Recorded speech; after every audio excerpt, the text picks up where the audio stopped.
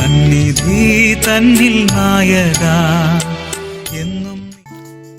ഇതാ സഹോദരന്മാർ ഒത്തൊരുമിച്ച് വസിക്കുന്നത് എത്ര ശുഭവും എത്ര മനോഹരമാകുന്നു. ദൈവത്തിൻ്റെ അതിപരിശുദ്ധ നാമം വാഴ്ത്തപ്പെടുമാറാകട്ടെ. ഏവർക്കും ഒരു പ്രഭാതത്തിലേക്കും കൂടെ സ്വാഗതം ചെയ്യുന്നു. വിശുദ്ധ വേദപുസ്തകത്തിലെ ചരിത്രങ്ങൾ എടുത്തു നോക്കുകയാണെങ്കിൽ, പ്രവാസിയായിരുന്നിട്ടുള്ളതായ ഇസ്രായേൽ ജനത്തിന് ഒരു രാജ്യം വേണമെന്നും ഒരു രാജാവിനെ വേണമെന്നും അവർ ആഗ്രഹിച്ചതായ സമയത്ത് ദൈവം അവർക്ക് വേണ്ടി ഒരു സ്ഥലം കണ്ടെത്തി നൽകുന്നു, ഒരു രാജാവിനെ നൽകുന്നു.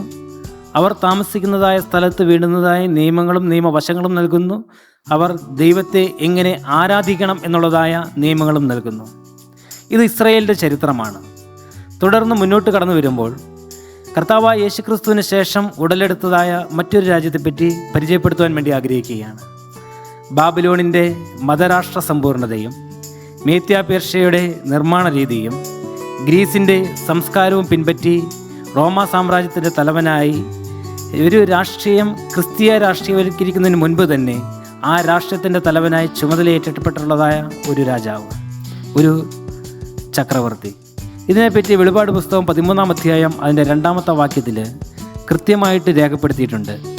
ഞാൻ കണ്ട മൃഗം പുള്ളിപ്പുലിക്ക് സദൃശ്യവും അതിൻ്റെ കാൽ കരടിയുടെ കാൽ പോലെയും വായ് സിംഹത്തിൻ്റെ വാൽ പോലെയും ആയിരുന്നു. അതിന് മഹാസർപ്പം തൻ്റെ ശക്തിയും സിംഹാസനവും വലിയ അധികാരവും കൊടുത്തു. ഈ പ്രവചനത്തിൻ്റെ നിവൃത്തീകരണമായിട്ടാണ് റോമാ സാമ്രാജ്യം ആരംഭിച്ചത് എന്ന് കാണുവാൻ സാധിക്കും.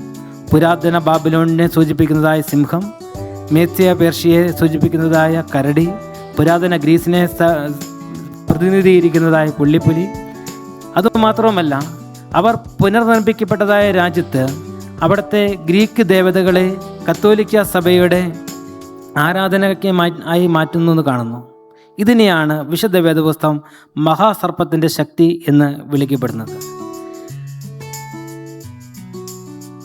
ഇന്നത്തെ ഈ പ്രഭാതത്തിൽ നാം മനസ്സിലാക്കേണ്ടതുള്ളത്, ദൈവം തൻ്റെ രാജ്യത്തിന് വേണ്ടി, തൻ്റെ രാജ്യത്തിലെ ജനങ്ങൾക്ക് വേണ്ടി ഒരു ആരാധന രീതി നൽകിയിരുന്നുവെങ്കിൽ, സാത്താൻ അവരുടെ രാജ്യത്തിന് വേണ്ടി മറ്റൊരു ആരാധന രീതിയാണ് നൽകിയത്.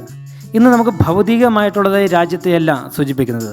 നിങ്ങൾ ക്രിസ്തുവിനെങ്കിലും ഉള്ളവരെങ്കിലോ അബ്രഹാമിൻ്റെ സന്തതിയും വാഗ്ദത്ത പ്രകാരം അവകാശികളും തന്നെ. അങ്ങനെ നാം ആത്മീക ഇസ്രായേലായിട്ട് ദൈവം തന്നിട്ടുള്ളതായ നിയമമനുസരിച്ചാണ് ഇന്ന് നിൽക്കുന്നത്. എന്നാൽ നമുക്ക് എതിരെ, ദൈവത്തിനെതിരെ ഉള്ളതായ മറ്റൊരു രാജ്യമുണ്ട്. അത് സാത്താൻ്റെ രാജ്യമാണ്. അവിടെ ദൈവത്തിന് വിരോധമായിട്ടുള്ളതായ ആരാധനയും ആരാധന രീതികളും നിലനിൽക്കുന്നു എന്ന് മനസ്സിലാക്കിക്കൊണ്ട് നാം ദൈവത്തെ ആത്മാവിലും സത്യത്തിലും ആരാധിക്കുന്നതിന് വേണ്ടി നമുക്ക് ഏവർക്കും തയ്യാറെടുക്കാം. നമുക്ക് പ്രാർത്ഥനയോടെ ഒരുങ്ങാം. നമുക്കൊരു നിമിഷം കണ്ണുകൾ അടയ്ക്കാം, പ്രാർത്ഥിക്കാം.